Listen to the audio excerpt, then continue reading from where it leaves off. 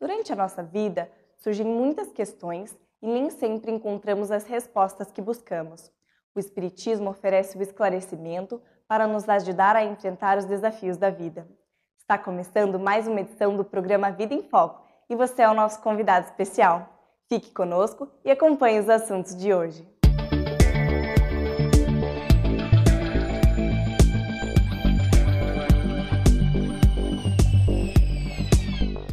Podemos entender como pureza não somente aquilo que é preservado desde a origem sem máculas, mas também como um bem conquistado frente aos nossos erros. Existem maneiras de conquistá-la? Na entrevista de hoje com Dineu de Paula, trataremos o tema pureza. Hoje, a Vida em Foco tem também curiosidades, crônica, o Espiritismo esclarece e, fechando o nosso encontro de hoje, mais reflexões sobre a doutrina espírita e os ensinamentos de Jesus. Você é o nosso convidado. Veja agora a crônica da semana. A ciência já fez imensos progressos, permitindo que o homem, através de seus artefatos, tecnologias e instrumentos, pudesse melhor observar o cosmos. Já nos permite compreender um pouco mais sobre os bilhões de galáxias com seus incontáveis sóis, cujo bailar no universo dá um pouco da dimensão da criação. Permite-nos também, de alguma forma, nos compreendermos diminutos ante a grandeza universal, ainda que isso possa ferir nosso orgulhoso saber. Faz que vejamos a perfeição com que o universo se organiza, ainda que se cogite ter nascido de uma imensa explosão. Os cientistas que estão no topo da pirâmide do conhecimento se indagam, dentre outros questionamentos, qual seria a força cósmica que produz e mantém esta imensa arquitetura universal em perfeita harmonia. Sabemos ser o psiquismo divino, único capaz de estabelecer leis estáveis e harmônicas, permitindo a paz reinante entre os mundos. Nós também nos constituímos, à semelhança do universo, um cosmo em miniatura. Em torno dele gravitam nossos pensamentos e obras, nossas conquistas e defeitos.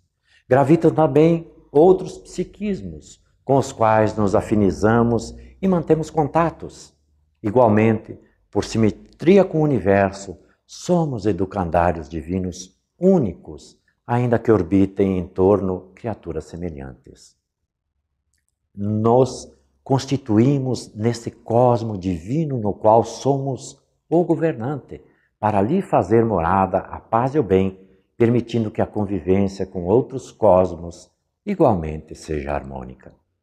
O sol que gravita e vitaliza nosso pequeno cosmo é Jesus, sem o qual a vida plena em nós não seria possível. Lembremos-nos que a harmonia de nosso cosmo interior só depende de nós, do que fazemos, do que pensamos, mas fundamentalmente o que mantém este universo notável em que nos constituímos é o psiquismo divino através do seu imenso amor. A entrevista de hoje abordará o tema pureza. Não perca! Olá, começamos agora o nosso bate-papo, recebendo mais uma vez Dineu de Paula. Dineu que atua em Curitiba como juiz federal e está vinculado à Sociedade Espírita Laços Fraternos para falar de um tema peculiar, pureza. Um tema que você mesmo escolheu, Dineu, para trazer.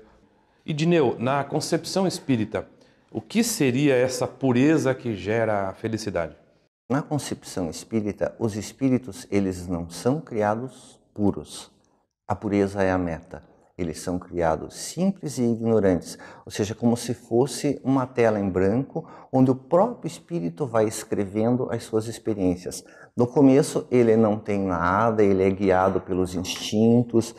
O próprio livre-arbítrio é algo que vai sendo desenvolvendo ao longo das primeiras existências. Como ele não nasce, não surge das mãos do Criador perfeito, ele vai viver para aprender. Então é natural que cometa alguns erros, e nesse processo de errar, alguns erros se repetem, ele desenvolve sensações e desenvolve paixões e vícios. E Kardec, nas questões número 100 e seguinte do Livro dos Espíritos, ele faz uma espécie de classificação didática, genérica dos espíritos, e ele divide em 3 grandes ordens.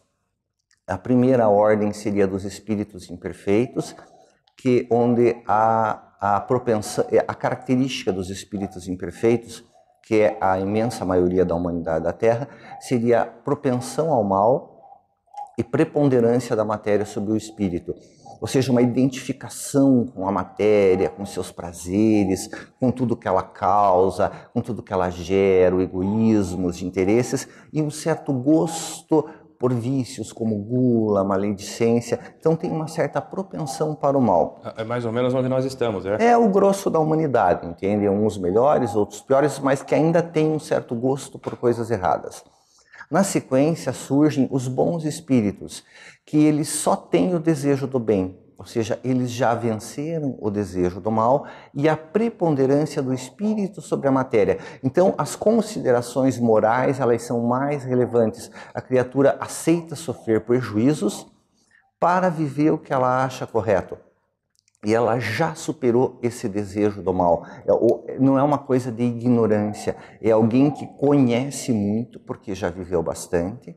Ao mesmo tempo, ela não se emociona mais com o mal, ela perdeu o gosto, para ela aquilo não tem graça. E isso é a passagem pela porta estreita. Então, é esse processo de passar pela porta estreita, de perder o gosto pelo mal, de você se identificar com os valores espirituais. É isso que se trata essa pureza. É algo que vai ser adquirindo, que vai se consolidar, claro, ao final na condição de espírito puro, que é quem já completou todos os processos. Mas dentro dessa linha, a pureza não é uma coisa que você tem e que você perde. É algo que você conquista. Você perde o gosto por tudo que é mal, por tudo que tem erro, e você aprende a amar o belo e o bem. E dentro dessa linha de pureza que se conquista, o maior exemplo que eu identifico é o de Maria Madalena. Ela era uma prostituta, é sabido que ela era perturbada pelo que se diziam 7 demônios, ou seja, ela era obsidiada por espíritos que a incomodavam, e ao contato de Jesus, ela retificou a sua vida. Então, ela adquiriu pureza, ela cansou dos seus vícios. E o espírito Amélia Rodrigues, pela psicografia do médium Divaldo Pereira Franco, ela faz uma reflexão interessante de por que foi para Maria Madalena que Jesus apareceu em primeiro lugar. Ele poderia ter aparecido para a mãe dele, para João, o discípulo amado, para Pedro, que teria uma responsabilidade tão grande. Ele decidiu aparecer para Maria em primeiro lugar. E aí ela diz que isso é um prêmio pelo tanto que Maria se transformou, porque ela foi a figura do Evangelho que mais avançou, que deixou mais vícios e mais rapidamente se transformou. Então, um prêmio à pureza conquistada de Maria. Enquanto você fazia essa explanação do item 100 do Livro dos Espíritos, Kardec faz essa classificação didática, dizendo que alguns aceitam, na segunda ordem, o prejuízo para viver uma vida correta. Eu ficava pensando, comparando com a história de Maria de Magdala, se haveria um caminho mais fácil, para a gente se tornar puro. Mas depois do intervalo, deixa dar uma respirada para ver o que é que vem por aí. Se tem caminho mais fácil, se a coisa é tão complicada assim mesmo. Vamos tentar. A gente já retorna. A Vida em Foco vai para uma breve pausa e logo retornamos. Até já!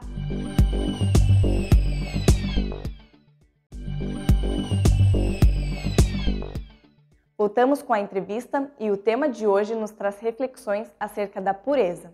Acompanhe. Estamos de volta, conversando com o Dineu de Paula. Dineu está falando sobre o tema da pureza. E antes do intervalo, eu estava aqui pensando, se tem jeito mais simples da gente se tornar puro nessa nossa caminhada espiritual. E não basta colocar aquele adesivozinho amarelo no carro, assim, eu apoio o Lava Jato, eu aceito Jesus e está tudo resolvido. Tem todo esse sacrifício mesmo? Pois é. Não tem uma fórmula mágica para isso? Não. Até porque, veja, Jesus falou em passar pela porta estreita, tá? Pouco espaço. Então, se a porta é estreita, é porque há várias metáforas que você pode construir, mas o que eu penso é que o egoísmo tem de ficar, entende? O egoísmo e o orgulho e várias paixões não passam junto. Então você precisa abrir mão de vários interesses, de várias coisas para conseguir passar. Mas a humanidade, desde sempre, ela procura atalhos, procura descobrir algumas formalidades. Recordando que no tempo de Jesus havia os fariseus e suas tradições. Eles criaram um monte de regrinhas artificiais, não andar tantos passos no sábado, aquela preocupação com lavar a mão, não comer isso, não comer aquilo. Em várias situações, Jesus diz que eles se preocupavam mais com a tradição do que com a essência da lei. Eles se consideravam justificados porque faziam aquele monte de rituaizinhos, aquele monte de formalidades exteriores, e daí podiam ser maus, podiam ser severos, podiam maltratar as pessoas simples. Ou seja, eles não cumpriam o essencial, mas se achavam justificados. Eu não querendo interromper, mas já interrompendo, segundo alguns especialistas, há 200 páginas dedicadas à pureza, né, não no Talmud, mas nos livros que são auxiliares do Talmud, que são os livros dos juristas, dos rabinos, né, da lei judaica. E imagine, não a pureza do coração, mas dando ênfase, lava a mão, quantas vezes lava a mão, lava a cabeça, passa óleo, não passa óleo, 200 páginas. E você observe como isso persiste na atualidade, porque existem várias correntes de pensamento em que as pessoas defendem que você não deve comer isso, não deve beber aquilo, e se acha especial, superior e evoluído porque abdica de determinado tipo de alimentação. Tudo bem, é um gosto da pessoa, é um direito, não é uma questão de questionar o que ela acredita. O ponto é que ela, nessa tentativa de adquirir pureza, ela se acha superior e se sente no direito de atacar as outras pessoas e de fazer doutrinação para que sigam a linha de alimentação que ela considera correta, como se aquilo fosse uma verdade incontestável. E a respeito disso, tem uma passagem do Evangelho em que Jesus, tratando justamente com os fariseus que se incomodavam porque ele levava uma vida tranquila, normal, ia em festas, em banquetes, sentava com o povo, conversava, ele dizia: João Batista não comia pão, não bebia vinho. E diziam: tem demônio, eu como e bebo. Dizem: é comilão e beberrão. Então sempre essa preocupação a respeito com o exterior. E nessa linha, é preciso perder a ilusão de que o corpo vai dar pureza para alguém. O corpo é um instrumento com o qual você age no mundo. Então o fato de você se alimentar, de você fazer sexo, nada disso te dá ou te tira a pureza. Porque afinal de contas, bem-aventurados são os puros de coração. Então são os seus sentimentos que estão em pauta, é a sua intimidade. E Jesus disse: aquele que olhar para uma mulher com mau desejo já cometeu adultério em seu pensamento. Então a pureza, ela não vem de fora para dentro, nesse sentido de coisas exteriores. Você muda coisas exteriores. Na verdade, tem de ter algum modo de que a tua intimidade se retifique e você passe a se identificar com o belo e com o bem. Então a pergunta que fica, para você encerrar, é: como mudar a intimidade? Qual é o processo? Sim. Várias passagens evangélicas, por exemplo, onde está o teu tesouro, aí está o teu coração. Então essa coisa da importância de você valorizar e cuidar do teu sentimento. Só que o nosso sentimento, ele é algo muito profundo, né? É ele que dá os desejos, que conduz a nossa vida. O que a gente deseja fazer, a profissão que a gente escolhe, os amigos, isso aí é um reflexo do nosso desejo, do que está muito profundo. Só que os desejos, eles são algo, os desejos, os sentimentos, que eles vão se incrustando no íntimo do ser em decorrência de várias vivências. Você cultiva pensamentos, você cultiva hábitos, isso vai formando uma espécie de segunda natureza na sua vida.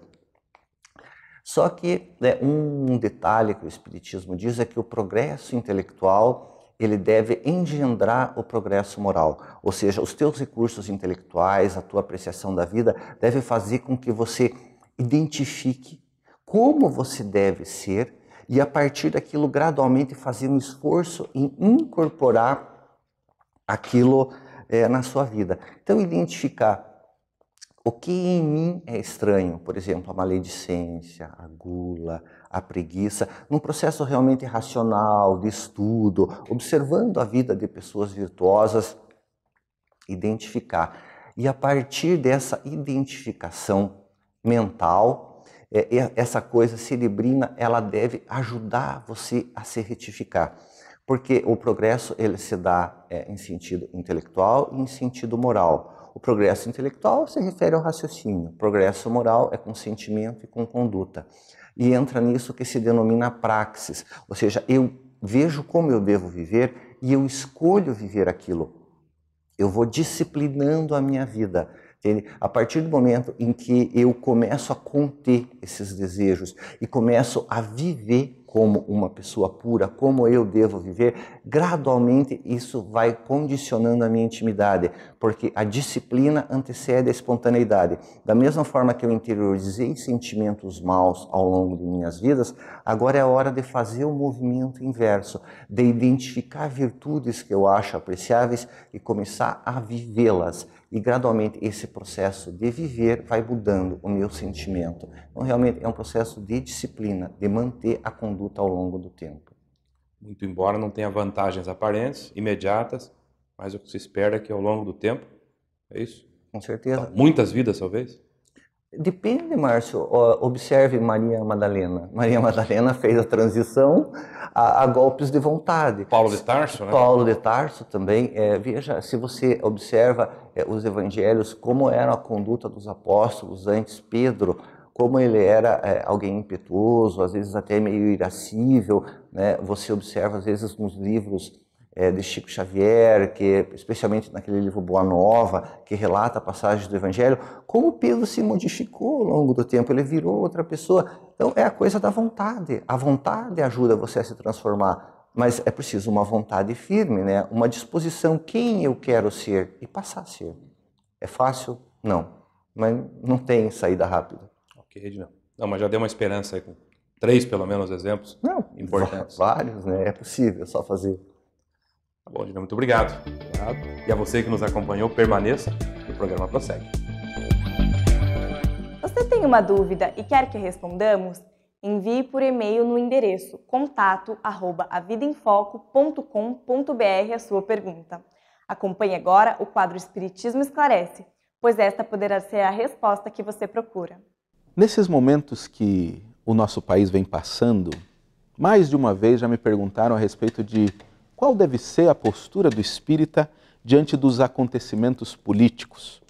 Qual deve ser o seu envolvimento com as questões da política, com a política em si?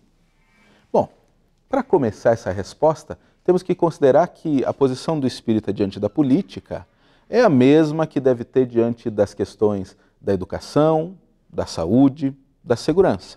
O espírita deve ser a pessoa que dá o seu melhor, buscando o melhor resultado para todas as pessoas, onde quer que esteja. Então, diante dos acontecimentos políticos, cabe ao espírita procurar encontrar o seu papel. A primeira coisa que eu posso dizer é que um cuidado que nós devemos, espíritas, ter diante dessas questões é não deixar passar adiante a sensação de desespero, desamparo, pessimismo. Não deixar que piadas de mau gosto se tornem frequentes partindo de nós ou encontrando ressonância junto conosco. Olhar com seriedade, preocupação e buscar com os recursos que disponhamos entender a situação e apresentar resposta, se tiver no nosso escopo, no nosso alcance, apresentar alguma resposta, deve ser o cuidado que nós devemos ter.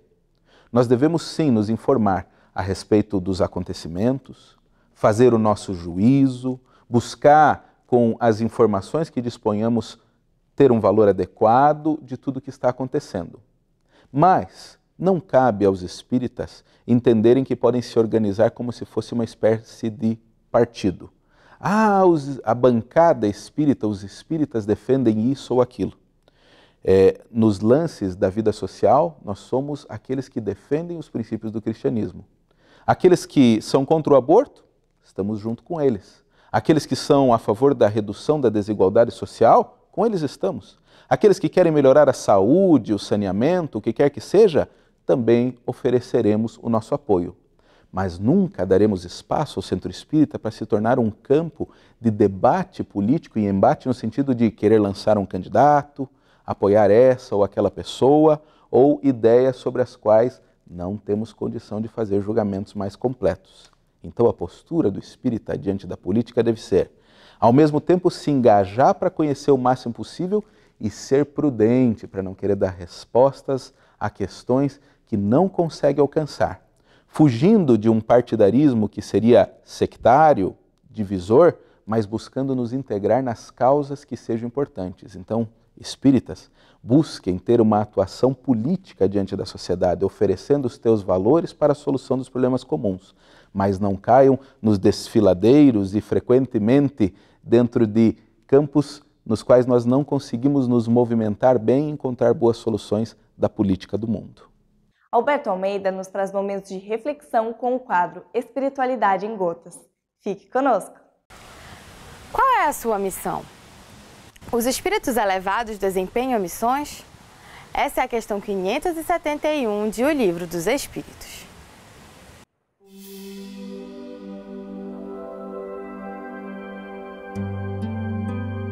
Espiritualidade em gotas. A importância das missões corresponde às capacidades e à elevação dos espíritos. E a resposta segue, oferecida pelos espíritos superiores à humanidade. Essa é uma questão sempre intrigante.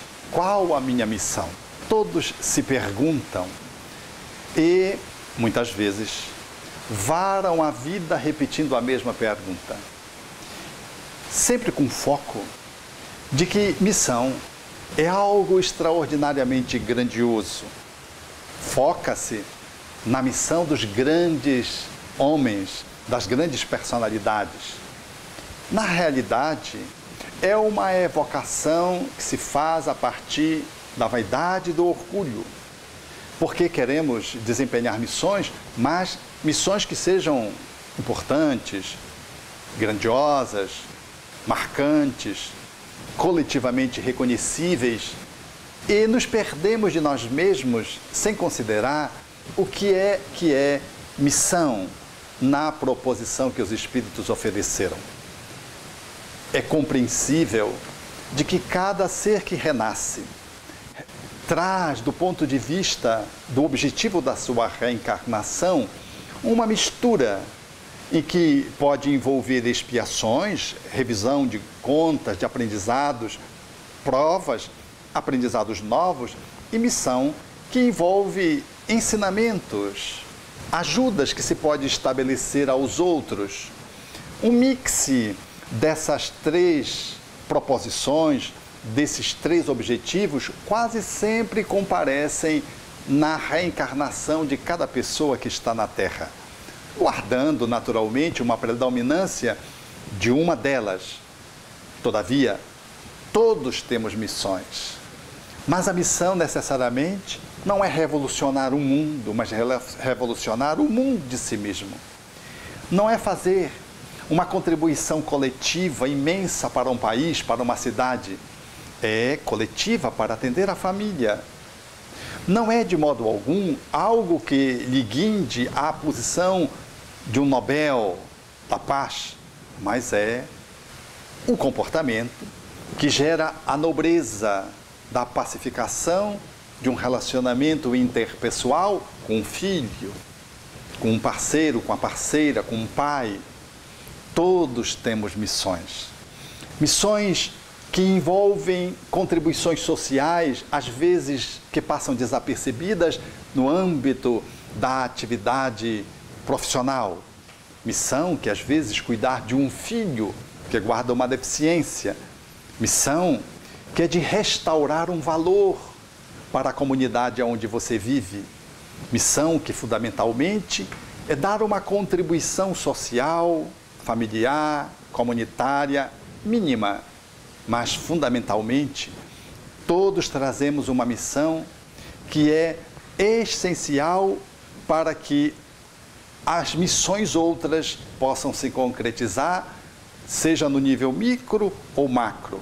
É a de transformar-se. A nossa grande missão, a nossa magnífica missão é de se tornar, a cada dia, uma pessoa melhor.